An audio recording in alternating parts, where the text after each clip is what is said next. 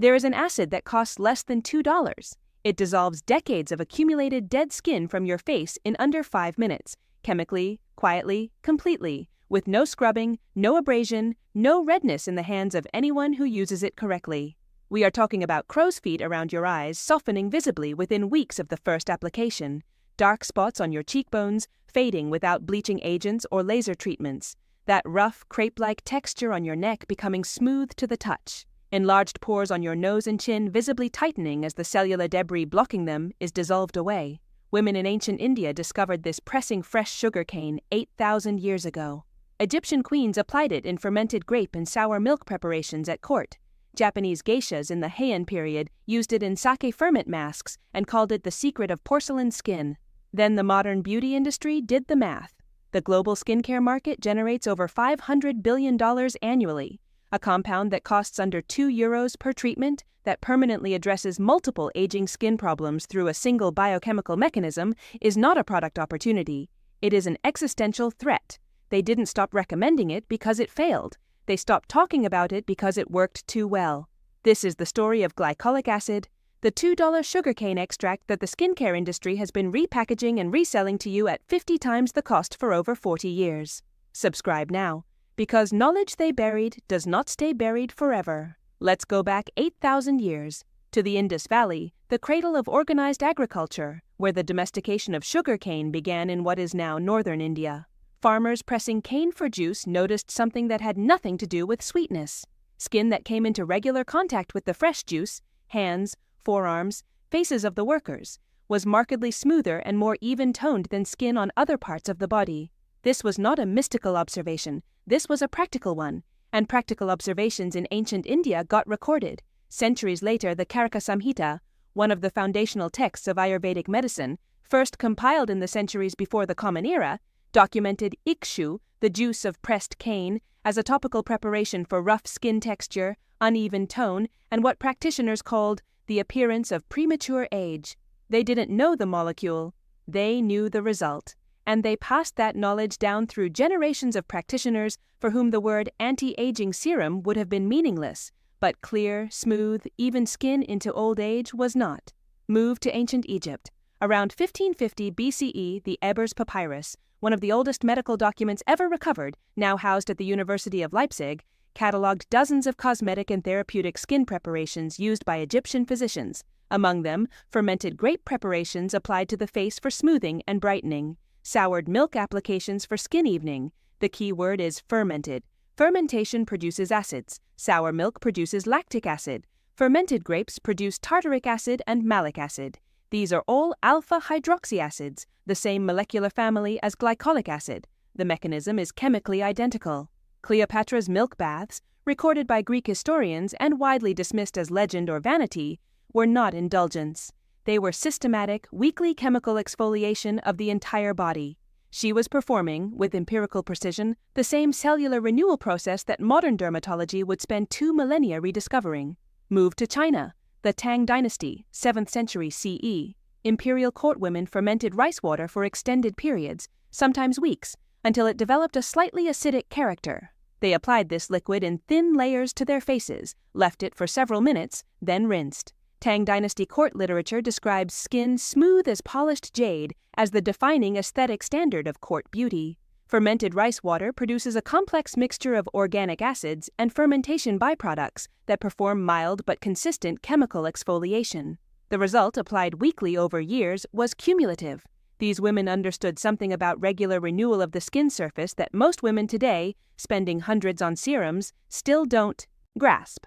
Move to Japan. The Heian period, approximately the 10th and 11th centuries CE geishas, women whose professional survival depended on maintaining flawless, even-toned skin for decades, used a preparation called sakekasu, the lees left after sake fermentation. They applied this paste to their faces weekly as a mask. Sakekasu contains organic acids, kojic acid, and fermentation-derived alpha-hydroxy compounds.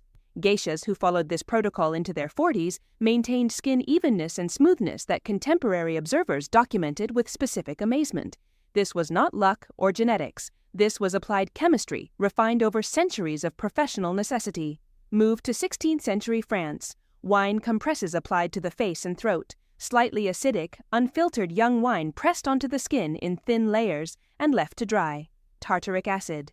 The same family, the same mechanism. Historical accounts describe French court women maintaining unusually smooth-textured skin well into middle age, with wine preparations cited as the central practice.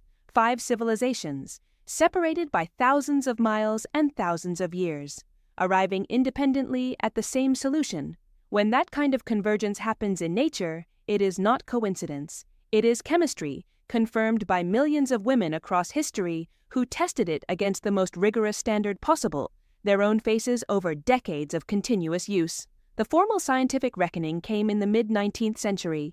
In 1848, European chemists studying the organic acids of plant fermentation formally isolated and characterized glycolic acid as a distinct chemical compound. It is the simplest alpha-hydroxy acid in existence. Its molecular weight is 76 daltons. That number is about to become the most important number in skincare you've never been told. Everything I've just revealed barely scratches the surface of what the beauty industry has deliberately kept from you. I spent 3 years compiling what's inside.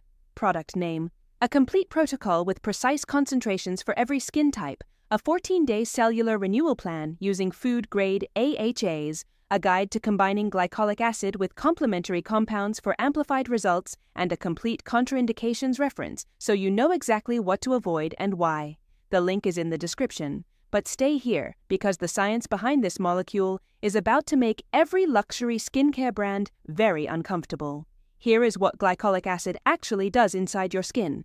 At 76 daltons, it is the smallest alpha-hydroxy acid in existence, smaller than the retinol in that €120 night serum, smaller than the vitamin C derivative in that €90 brightening formula, smaller than nearly every active compound the industry sells you. And in dermatology, molecular size is not a trivial detail. Your skin barrier, the stratum corneum, is a selective gate.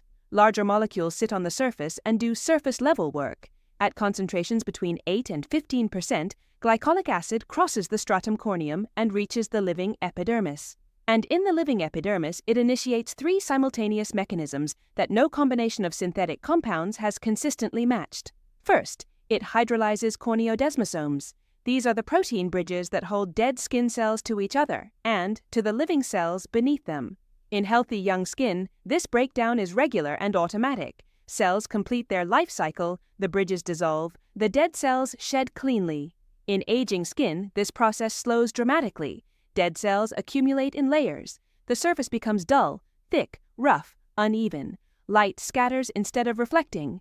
Every expensive, brightening serum you've ever used is trying to cosmetically compensate for this accumulation without addressing it biochemically. Glycolic acid addresses it biochemically. It dissolves those protein bridges at the molecular level. The dead cells release. This is not physical scrubbing, which damages healthy cells along with dead ones. This is targeted chemistry releasing only what is already dead. Second, it stimulates fibroblast activity. Fibroblasts are the cells in your dermis responsible for synthesizing collagen and elastin. Research published in dermatological literature since the 1990s, including work building on the foundational studies of dermatologists Eugene Van Scott and Rui Yu, who spent decades documenting the ICUE clinical effects of alpha-hydroxy acids, has shown that glycolic acid at effective concentrations produces measurable increases in dermal collagen density over consistent application periods of 12 to 22 weeks. The proposed mechanism involves mild acidification of the dermal environment, which fibroblasts interpret as a signal that structural repair is needed, upregulating synthesis of type 1 and type 3 collagen. Type 1 collagen provides firmness. Type 3 provides elasticity. Both decline with age. Both respond to this mechanism. Third, it increases hyaluronic acid synthesis from within. Research published in dermatological literature has shown that alpha-hydroxy acids stimulate hyaluronan synthase activity in keratinocytes, the skin cells responsible for producing hyaluronic acid structurally. Hyaluronic acid is the molecule your skin uses to bind water. 1 gram of hyaluronic acid can hold up to 6 liters of water. The difference between plump, hydrated young skin and thin, dry aging skin is largely a difference in internal hyaluronic acid levels. When you apply a topical hyaluronic acid serum, you are adding it to the surface temporarily. When glycolic acid increases internal synthesis, your skin produces and holds it structurally. These are not the same thing. The industry has spent 20 years making sure you confuse them. Now the comparison. The global market for retinol-based anti-aging skincare, the segment the industry positions as the gold standard for collagen stimulation, is projected to exceed $1.8 billion by 2027.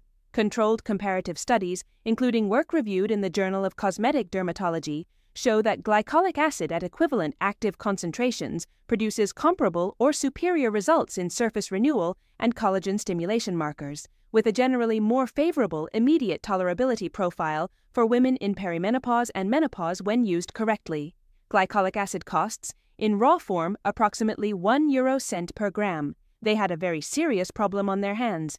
If you've made it this far, you already know more about alpha hydroxy acid biochemistry than 99% of women who spend thousands every year at the dermatologist. Subscribe, share this video with a woman who needs to hear it, and check the description for product name. Now stay with me, because what comes next is the part they really don't want you to hear. The suppression was not dramatic, it was systematic and quiet. It happened in boardrooms, in formulation labs, in the careful language of ingredient labels designed to obscure rather than inform. In the 1970s and 1980s, dermatologists Eugene Van Scott and Rui Yu published a series of papers demonstrating that alpha hydroxy acids produced significant, measurable clinical improvements in skin texture, pigmentation, and aging markers. The research was solid. The compounds were cheap and naturally occurring. The results were reproducible. The medical community paid attention. The beauty industry paid closer attention. And they made a calculation. The anti-aging skincare segment alone generates an estimated $100 billion in annual global revenue. This revenue does not come from solved problems. It comes from managed problems. Every product engineered for that shelf assumes one thing, that you will need another one in 60 days. A €120 serum that runs out in 6 weeks is not a solution. It is a subscription you never agreed to sign. Their entire business model depends on one principle. Your skin problem must be managed forever, never solved permanently. Glycolic acid threatened that model directly, not because it didn't work, because it worked too cheaply, too effectively, and too permanently. Their response was elegant in its cynicism. They didn't bury the research. They repackaged the compound while destroying its effectiveness. The first move was dilution. Effective concentrations in clinical studies ranged from 8 to 30%. The industry began launching glycolic acid consumer products formulated at 0.5 to 2%.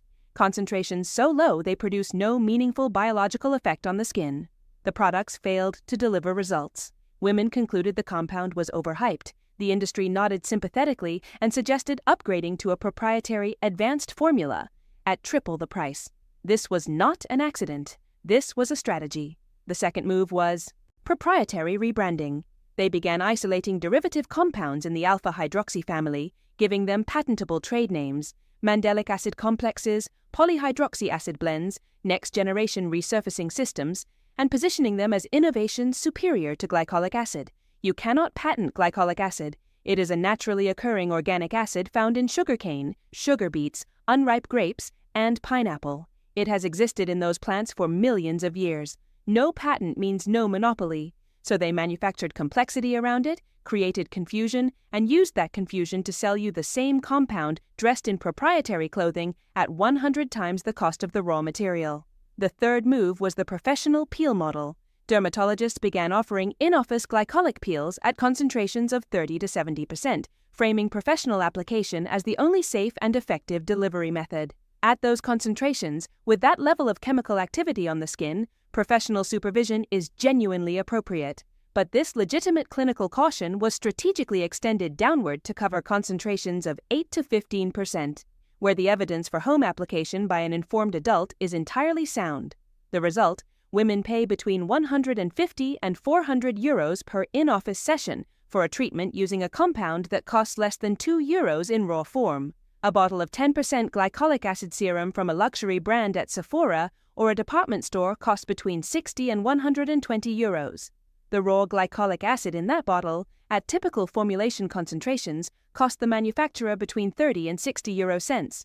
The rest is packaging, fragrance, marketing, the word radiance, and the assumption that you will never ask the question you're asking right now. You have been paying luxury prices for a compound that women in the Indus Valley extracted from sugarcane in their fields 8,000 years ago, and they got the same results. Here's exactly what to do. And it is almost insultingly simple. You do not need to mix powders or formulate solutions at home. What you need is a pre-formulated glycolic acid product at a concentration between 8 and 12%, with a pH between 3.5 and 4. This is important. Glycolic acid's exfoliating mechanism only activates at the correct pH. A product that doesn't disclose its pH, which most luxury brands deliberately omit from their labels, may be buffered into irrelevance. Affordable brands that disclose their formulations, including pH, do exist. A well-formulated 7 to 10% glycolic acid toning solution from an honest, transparent brand costs between 7 and 15 euros per bottle. One bottle lasts 3 to 4 months of weekly use. The raw material cost in that bottle is under 50 cents. The price difference between 7 euros and 120 euros is the cost of the story they tell you on the label. Buy it. You are looking for glycolic acid concentration of 8 to 12%, pH between 3.5 and 4 confirmed on the brand's published formulation data, no added fragrance, no alcohol within the first 5 ingredients. Apply it on an evening, never morning. Glycolic acid increases photosensitivity for 24 to 48 hours. You must use SPF 30 or higher the following day without exception. This is not optional, and it is the one non-negotiable step. Step 1. Cleanse with a mild, fragrance-free cleanser. Rinse with cool water. Pat completely dry. Wait 2 full minutes. Your skin must be completely dry before application. Moisture on the surface dilutes the acid and reduces its effectiveness significantly. Step 2. Apply a thin film of plain petroleum jelly to the very corners of your eyes, your nostrils, and the corners of your mouth. These are the thinnest skinned areas on your face. You are protecting them. Step 3. Apply your glycolic acid solution with a cotton pad using upward strokes from jawline to cheekbone. Work in sections: chin, cheeks, forehead, nose bridge. Avoid the eye socket area entirely. A mild tingling sensation beginning within 30 to 60 seconds is normal. It indicates the acid is working. A sharp, stinging, or burning sensation is a signal to rinse immediately. Either the concentration is too high for your current skin tolerance, or your skin barrier is compromised that day. Step 4. Leave on for 3 minutes on your first application. Set a timer. After 2 to 3 weeks, increase to 4 minutes if your skin is tolerating it well.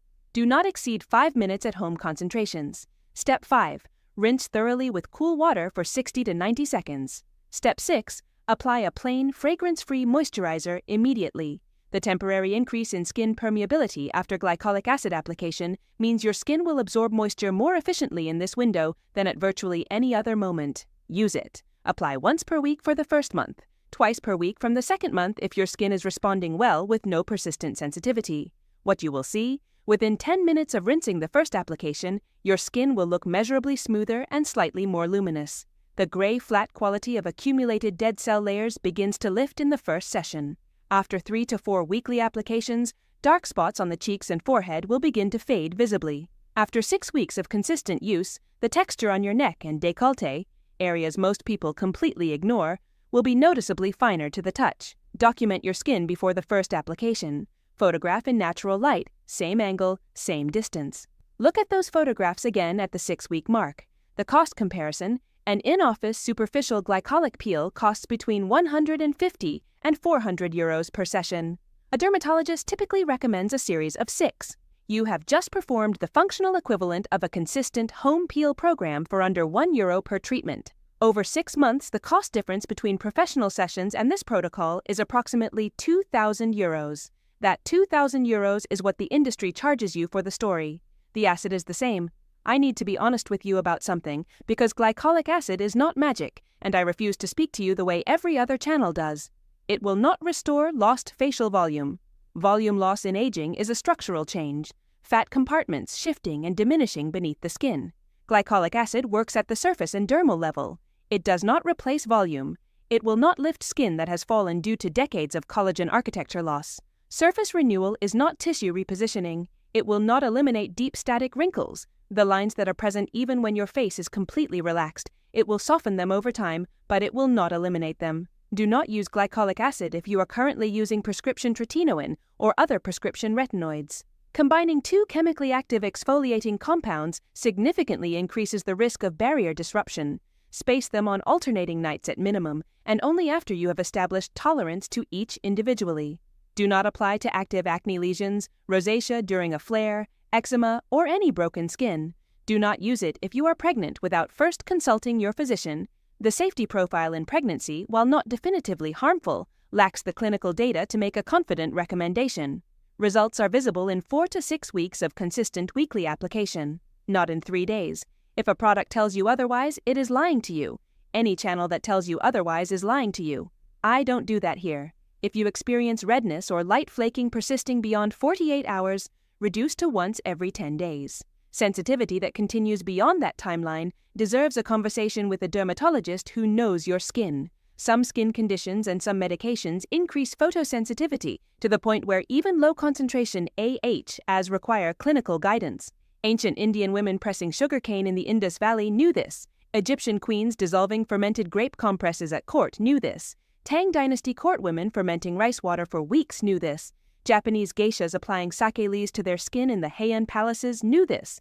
They didn't need a branded bottle. They didn't need a proprietary formulation name. They needed the acid, the correct application, and the patience to let chemistry do what chemistry does. The results they achieved, and documented, are sitting in historical records that the beauty industry has no interest in citing.